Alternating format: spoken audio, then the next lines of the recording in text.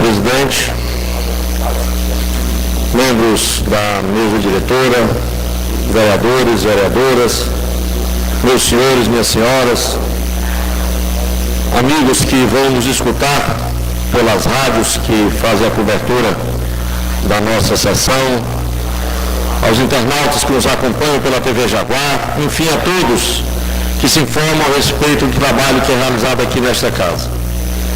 Nós vamos iniciar o nosso período de recesso.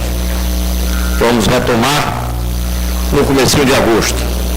Esperamos que nesse recesso nós tenhamos o Brasil campeão de futebol, tenhamos também o final dessas festividades juninas em todo o município, que a gente possa ter também o início da campanha política com muita tranquilidade, com muita sobriedade e principalmente com muito debate a respeito dos interesses que esse país tem para melhorar a sua qualidade de vida, a sua capacidade de emprego, que é muito importante, e principalmente fazer valer a lei que foi aprovada e assinada ontem pela presidente Dilma Rousseff, 10% de investimento na educação desse país, 10% do PIB para os próximos 10 anos.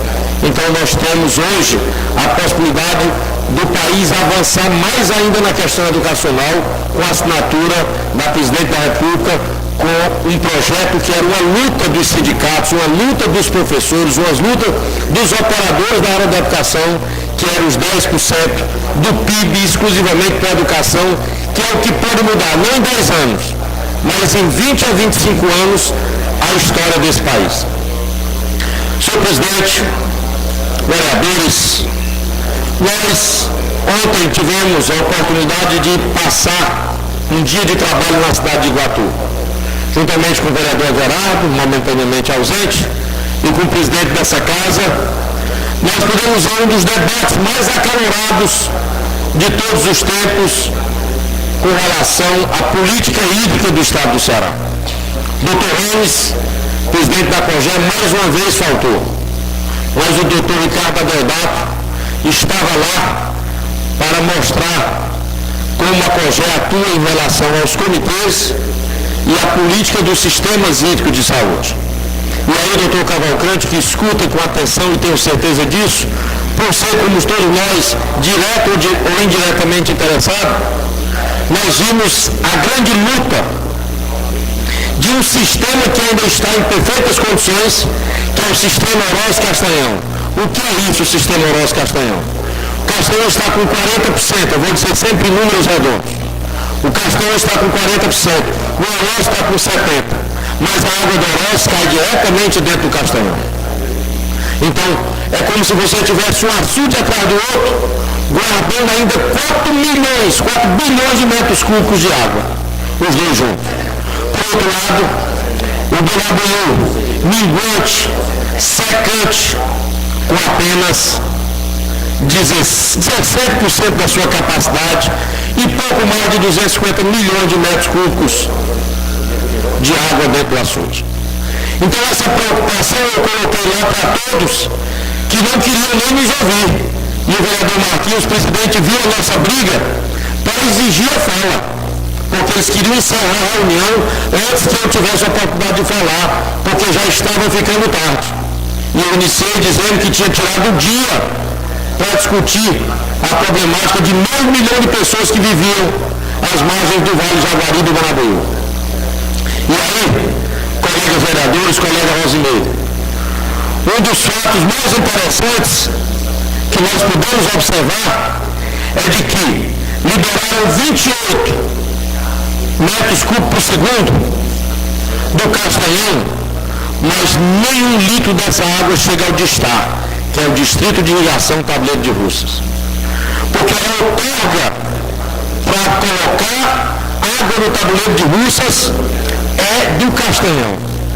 Como houve um erro, Cavalcante, por parte do Estado e uma falta de ação do Estado não resolveu o problema do sifão lá do Castanhão, a famosa história da válvula, o Binabuiú é quem está suprindo o Distrito de Irrigação Tabuleiro de Russas, aprovado 2,2 metros cúbicos por segundo lá de Russas. Ou seja, nós vamos sair do nosso 17%, passar para 5,9% no dia 1º de fevereiro de 2015, se não acontecer nenhuma recarga substancial do Equasud. E aí, nessa luta dos gigantes contra os menores, nesse duelo difícil de que a nossa voz levantada pudesse chegar em algum ponto, nós pedimos que pelo menos o nosso perímetro irrigado pudesse receber o benefício do governo, que é o benefício de poder plantar uma parte e ainda receber o programa de ressarcimento financeiro para que a gente possa economizar alguma água do nosso Balabuú. Mas no conjunto da reunião do começo do mês, que eu vou estar presente com o pessoal da UDP, nós vamos pedir também a modernização do perímetro irrigado de Morada Nova. Porque a COGÉ iniciou dizendo que é nesses momentos de crise que as grandes soluções acontecem, que as grandes ideias conseguem emergir para resolver problemas que vêm acontecendo há muito tempo. E quando foi informado que Morada Nova vai receber o benefício de uma estrada ligando Morada Nova até Balabuú pelo Cipuada, saindo do Raldão, indo para Balabuú, eu coloquei e gostaria de ouvir do governo, era a adutora de engate rápido, feita em 60 dias, saindo do Castanhão para chegar até o sistema do Balabuú e Morada Nova, e com isso resolver o problema do Arapuga, o problema do Raldão e o problema do Distar, para que o Balabuú tenha condição de chegar em situação um pouco melhor, sem a proximidade do volume morto em 1º de fevereiro de 2015. E para completar, a FUNSEMI abriu a reunião lá em Iguatu, dizendo que as previsões do INPE, da NASA, das universidades de São Paulo e da própria FUNSEMI é de uma quadra invernosa abaixo da média para o ano de 2015. Nada até esse momento determina chuvas acima da média, que ficam parecidas com o ano de 2014, que choveu, mas em situação abaixo da média. E aí o governo do Estado precisa, o governador Cid Gomes, para fechar em termos de obra esse seu governo, era que ele resolvesse o problema hídrico desses dois sistemas que acumulam 75% da água do estado do Ceará. E aí é necessário, de novo, senhor presidente, que esta casa apoie esses movimentos, que a gente esteja representado nessa reunião da COGÉ, que a gente esteja no próximo dia 7, lá na Assembleia Legislativa, quando vai acontecer uma audiência pública do Dr. Cavalcante, e a gente se faça valer, se faça ouvir. Eu sei da importância do Estado. Só a última safra do Dr. Cavalcante vendeu 100 milhões de reais. Ela influencia a balança comercial do Estado do Ceará.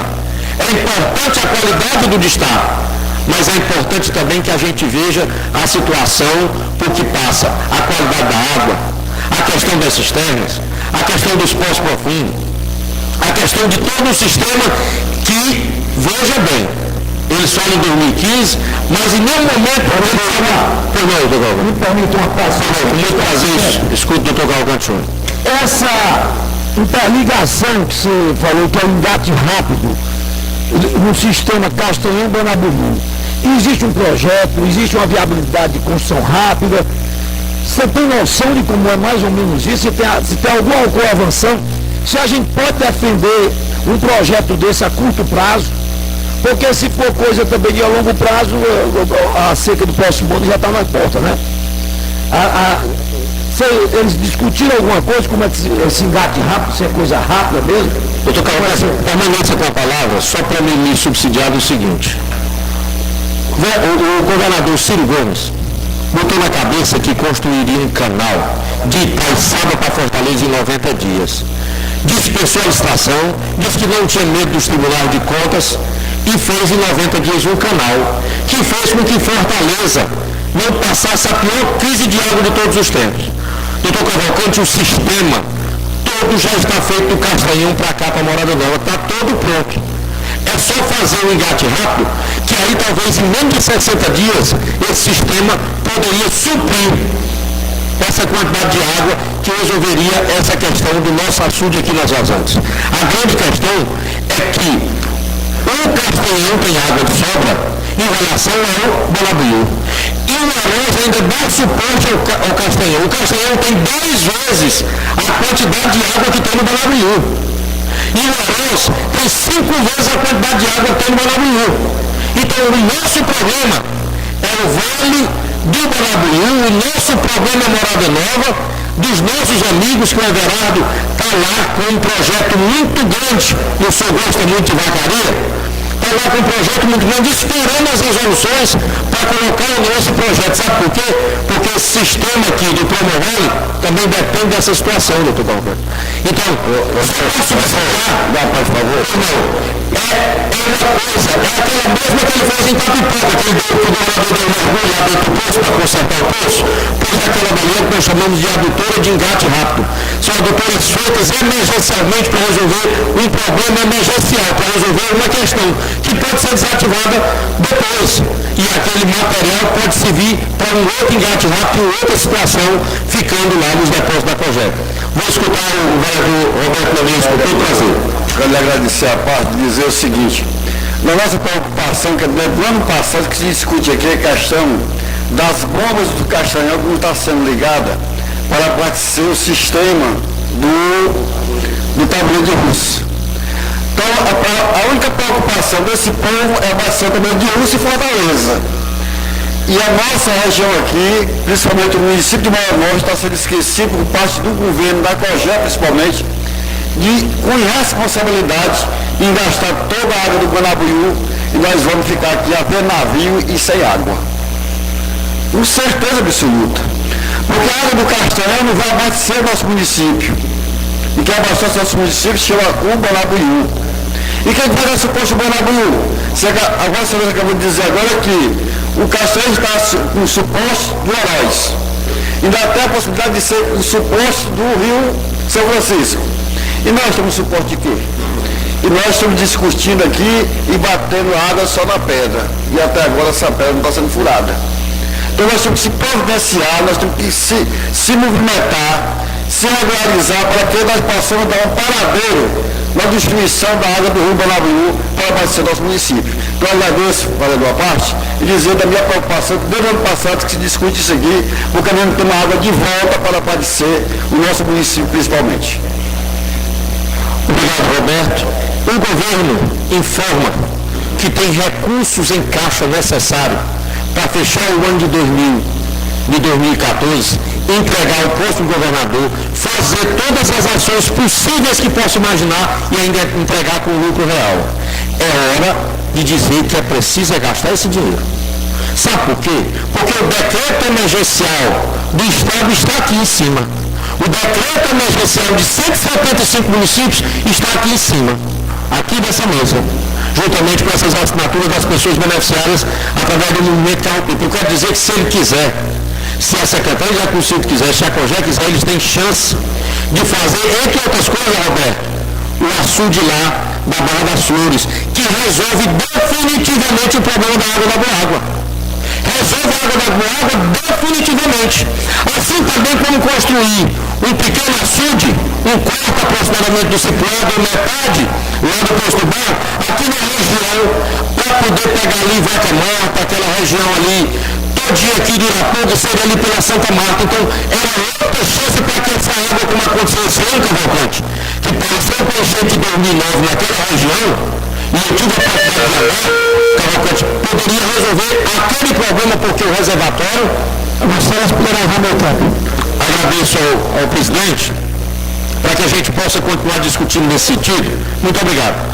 E eu, ainda mais, levantar esse questionamento, fazer com que a nossa população, e eu continuo dizendo, Morada Nova, Arilton, as pessoas estão ligando para saber, nós vamos poder plantar no perímetro? O que é que nós vamos poder plantar?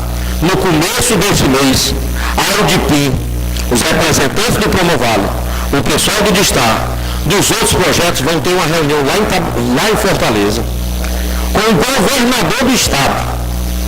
E aí eu estou pedindo para ir. Não tem aquela história, doutor Calcante, eu gostaria tanto de ir para aquela festa de aniversário, não dá para mandar um convite para mim não, pois eu pedi para ser convidado. Eu pedi, até me lembro, sabe, você disse que eu trabalho com você, sou seu assessor, estou ali, encostado, porque eu queria estar lá presente.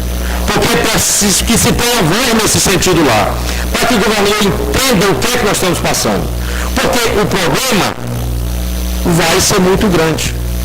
Para quem tem lá o seu rebanho, em qualidade muito boa, em que um animal pelo outro vale 3.500 ou 4.000 reais, ele imaginar que tem que se desfazer disso porque não tem água, ele imaginar que vai receber uma indenização, porque toda indenização é ruim.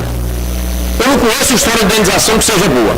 É um paliativo, é a resolução de um problema, é a diminuição do problema do proprietário, do agricultor.